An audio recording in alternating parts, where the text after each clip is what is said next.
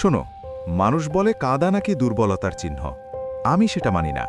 কাঁদা দুর্বলতা না, কিন্তু কারো কাছে ফিরে যাওয়ার জন্য কাঁদা, সেটাই দুর্বলতা।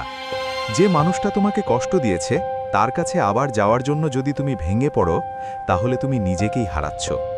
আর সবচেয়ে বড় ভুল জানো কি? নিজের জীবনটাই শেষ করে দেওয়ার কথা ভাবা।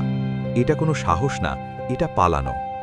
জীবন যখন তোমাকে আঘাত করে তখন লড়াই করার সুযোগ দেয়। আর তুমি যদি লড়াই না করে হাল ছেড়ে দাও, তাহলে তুমি কখনো শক্ত হতে পারবে না। ব্রেকআপ। আমি জানি এই সময়টা কেমন লাগে।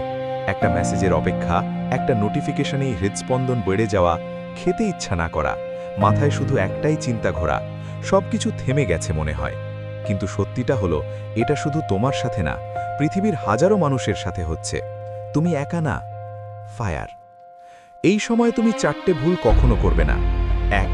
নিজের কষ্ট সবার সামনে দেখানো। 2. নেশার দিকে চলে যাওয়া।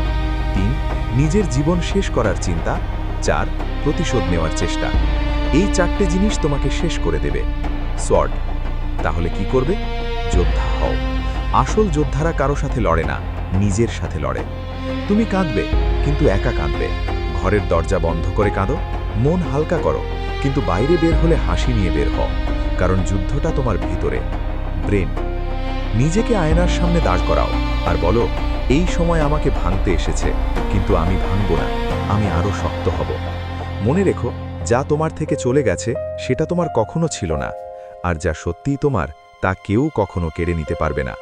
ক্রাউন। একটা সময় আসবে যখন তুমি বুঝবে তোমার কাউকে দরকার নেই, আর যেদিন তুমি এটা বুঝে যাবে সেদিন পুরো পৃথিবী তোমাকে চাইবে।